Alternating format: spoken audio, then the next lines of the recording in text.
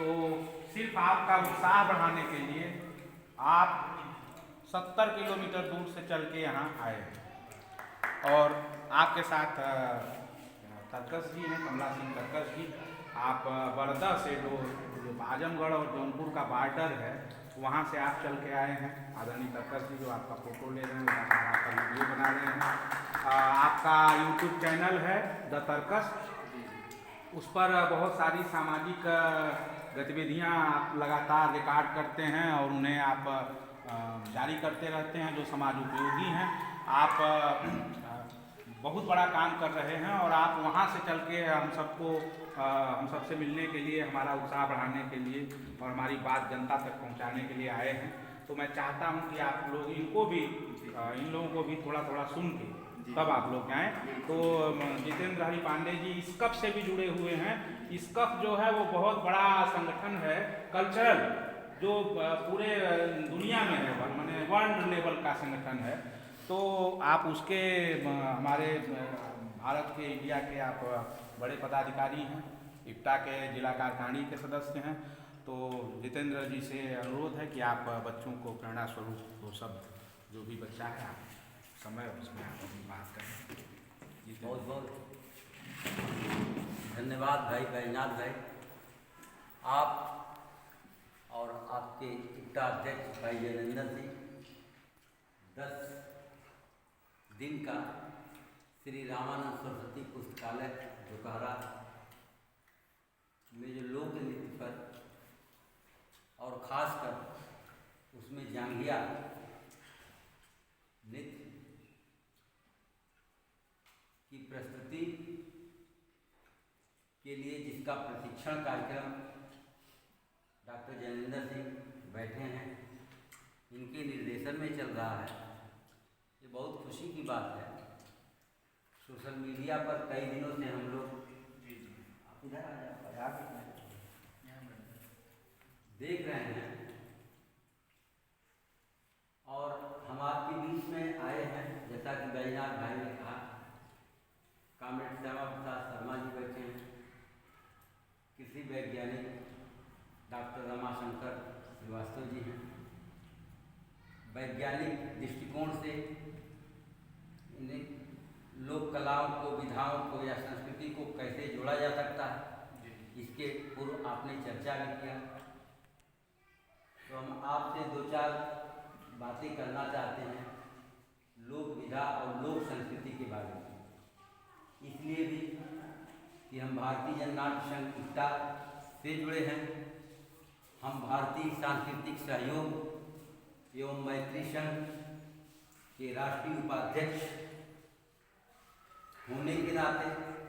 भारतीय सांस्कृतिक सहयोग एवं मैत्री संघ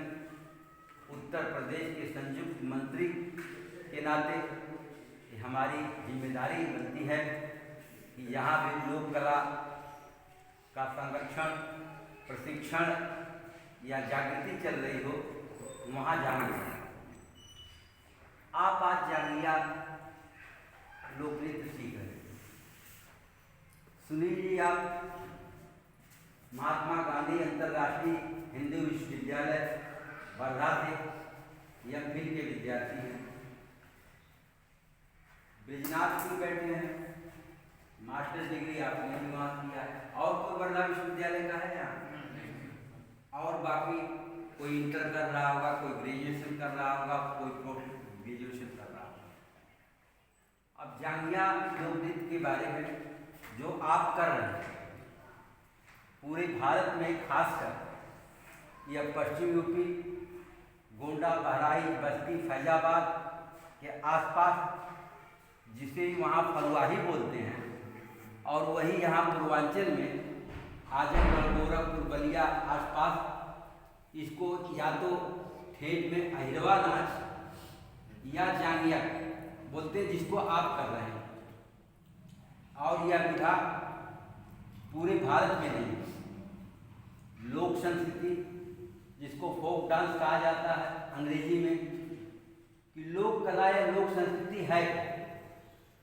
शास्त्र की आपने बात किया कि इसका कोई शास्त्र नहीं है कि कोई मास्टर हो या पढ़ा हो वह आपको दिशा दे सकता है, जिसका उपयोग आप एम.फिल में करते हुए अपनी रिसर्च में करके दूसरों को बता सकते हो। लेकिन ये रामानंद सरस्वती पुस्तकालय जोकारा में जो आप अपने अध्ययन को आगे विस्तृत करने के लिए ये योजना बनाई और इस योजना में दर्जनों विद्यार्थी जुटे हैं आपके साथ। हम आपसे एक सवाल करना चाहते हैं, शायद इसके पहले चर्चा हुई, हम इसके प्रकार की बात करें। ये लोक विधा के कितने प्रकार हैं, आपको छोड़ करके अन्य कोई बताए कि लोक विधा के प्रकार कितने हैं? 7 तो नहीं है लेकिन प्रकार हैं, कितने प्रकार पता है आपको? सुनील जी आप बताइए। नहीं, लोक विधा के या लोक नृत्य के प्रकार कितने हैं? लोक नृत्य के प्रकार पूरे भारत में, अच्छा, जब से लोक नृत्य ये समाज में आई या चल रहा है, इसके प्रकार कितने कायम?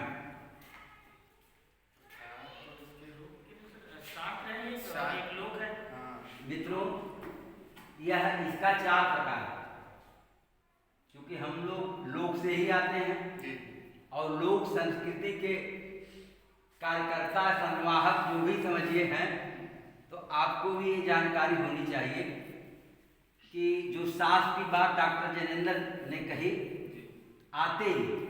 हम उसी से चर्चा करते हैं और वहीं खत्म करते हैं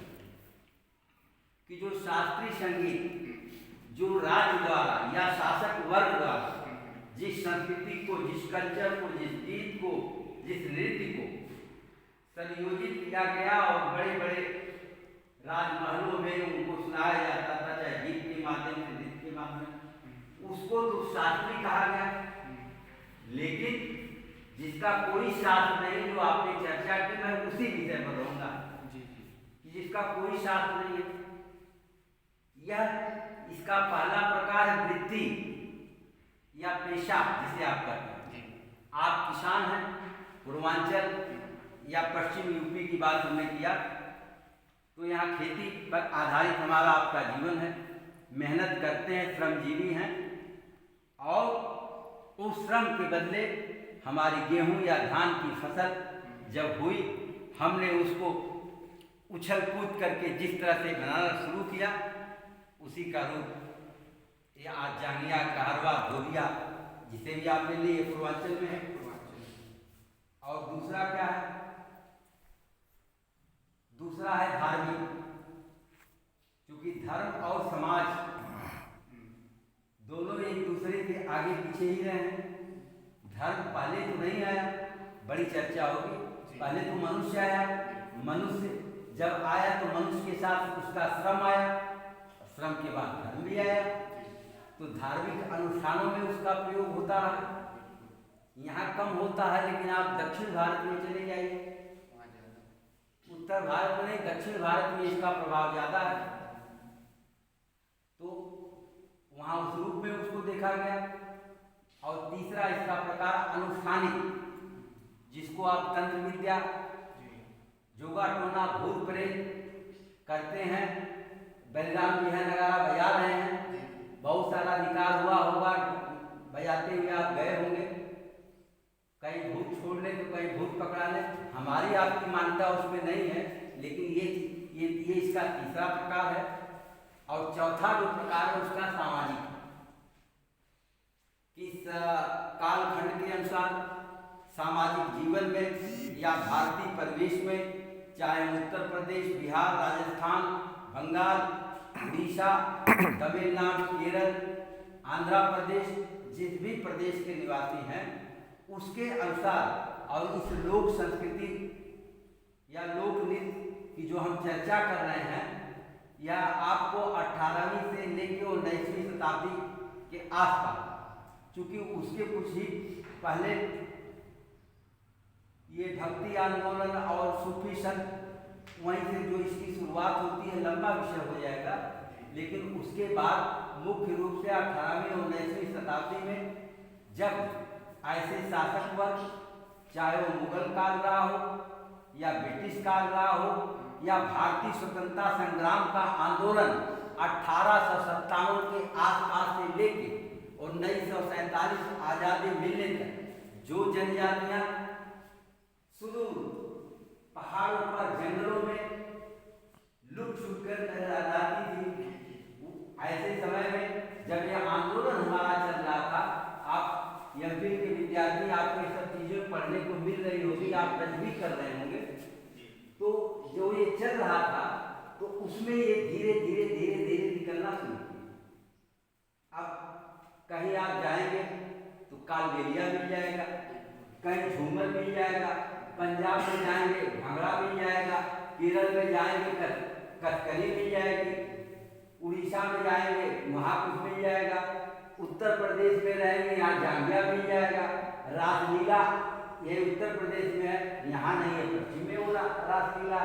नौटंकी है। इन विधाओं के नाम से यूपी में इसको जाना जाता है, और असम का बिहू, ये सब जो बताया जा रहा है, या जो ये सब त्योहार है, अलग अलग त्योहारों पर ये जो चौथा जो प्रकार है सामाजिक प्रकार में जो हमारे परंपराएं, हमारे त्योहार हैं, उस त्योहारों पर जो इस तरह का आयोजन, चाहे वो बिहू के माध्यम से हो, और तमिलनाडु में चले जाइए भरतनाट्यम। आज भरतनाट्यम पर सबाना आजमी के भाई बाबा आजमी, जिन्होंने मीर अक्सर एक बड़ी फिल्म बना डाली, वो भी आजमगढ़ में ही बनी है। इब्टा के कई साथी उसमें काम भी किए हैं, आप लोगों ने देखा भी है। आज भरतनाट्यम भी लोक नृत्य है, ये लोक से है, लेकिन जो चीज समाज में बाहर निकाल करके लाने लायक थी, या समाज ने जिसे सर्वमान्यता दी, उसका फोकस उसको मिला, वह तो आज बढ़त पर है। लेकिन यह विधा आप अकेले, हमने इसके पहले भी कहा, अभी भी बोल रहे हैं कि यह विधा जो ऐसे जो अर्जुन, ये क्या नाम, बलिराम जी जैसे लोग, अर्जुन दादा नहीं रहे, या दूसरे साथी जो नर्तक हैं, पुराने हैं, 10-5 साल के बाद अगर वो अभी नहीं रहेंगे तो शायद यह विधा लुप्त हो जाए। यदा कदा कहीं बचा है, और यहाँ तो इसलिए कि जब से इब्टा ने संभाला, इन लोगों को पकड़ा, ये लोग अपना खेती बाड़ी करते हुए जीवन यापन भी करते हैं, देश के कोने कोने में बैजनाथ भाई ने बताया कि गए हैं, तो इसको आगे बढ़ाने का काम आप एमफिल करते हुए, पीएचडी करते हुए, ग्रेजुएशन करते हुए आप जब आगे बढ़ेंगे, जब आपके बारे में, अभी तो इनको जाना जाता है कि हमारे लोग कर रहा है, लेकिन एक पढ़ा लिखा व्यक्ति जो पढ़ता है नौकरी के लिए, जीवन यापन के लिए, समाज में अपने अस्तित्व के लिए, परिवार के लिए, लेकिन उसके साथ साथ एक ऐसी लोक कला, ऐसी लोकगीत जिसका कोई समाज में मूल्यांकन ही नहीं है कि उससे आपको कुछ मिल सकता है, आप उस पर काम कर रहे हैं। और इस विधा, और यह भी जानिए कि अगर आप इतने ही लोग या इतने से कुछ कम ज्यादा हो सकते हैं, आगे पीछे बढ़ते रहेंगे, क्योंकि आपको जो जानकारी एमफिल के विद्यार्थी के रूप में मिलेगी, हो सकता है आप किसी विश्वविद्यालय में रहेंगे, वहाँ जाएंगे, वहाँ कुछ छोड़ करके आएंगे, कुछ वहाँ भी लोग ट्रेन होंगे, और एक टीम ऐसी बनाई जाए जो आज का समाज है, जो आज का युवक है या युवती है, अगर वह जांगिया नृत्य को आगे ले जाने का काम करता है या ले जाएगा, तो पूर्वांचल का आजमगढ़ या आजमगढ़ इब्टा पूरे देश में एक अकेला आजमगढ़ इब्टा होगा, जो ऐसे लोगों को लेकर के, ऐसे लोगों को जोड़ करके इस तरह का सांस्कृतिक आंदोलन पढ़े लिखे लोगों का, और उसकी चर्चा देश के कोने कोने में होगी कि इब्टा आजमगढ़ ने एक पहल शुरू की है कि जो विधा लुप्त हो रही थी, जिसको कोई पकड़ने को तैयार नहीं था, आजमगढ़ इब्टा ने पकड़ा है, और वहाँ उस विधा से जुड़ने वाले एमफिल के विद्यार्थी, रिसर्च के विद्यार्थी मिले हैं। हाथ से ही या और दूसरे प्रदेशों में जाएगी, लोगों को आप सिखाएंगे, और मूल रूप से जो हम पूर्वांचल में रहते हैं, आजमगढ़ में रहते हैं, इस इसका संरक्षण और संवर्धन करना चाहते हैं, इस विधा को बचा पाएंगे। और इस विधा के माध्यम से हम आपको विश्वास दिलाते हैं कि भारतीय सांस्कृतिक राष्ट्रीय सहयोग एवं मैत्री संघ ISKCOP, भारतीय सांस्कृतिक सहयोग एवं मैत्री संघ ISKCOP एक ऐसा संगठन है कि यह अंतर्राष्ट्रीय है और आपके अंदर प्रतिभा होगी। हमारा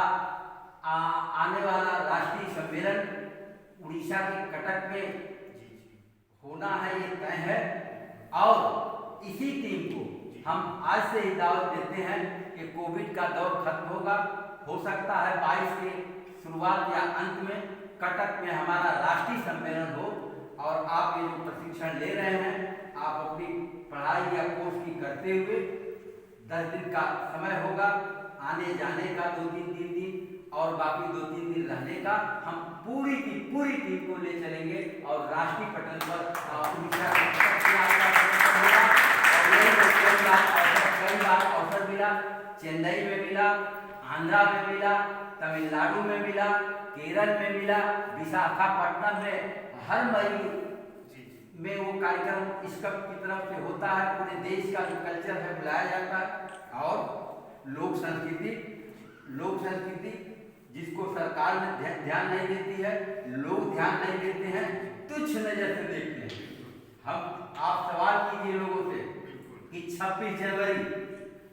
जनवरी को राजपथ पर दिल्ली के नेशनल स्टेडियम में जो 8 किलोमीटर की परेड होती है, उस परेड में इस देश की कन्याकुमारी से लेकर कश्मीर तक की जो झांकियां निकलती हैं, इन लोक कलाकारों की जो झांकियां होती हैं और किसी और की झांकियां नहीं होती, इसका और महत्व है।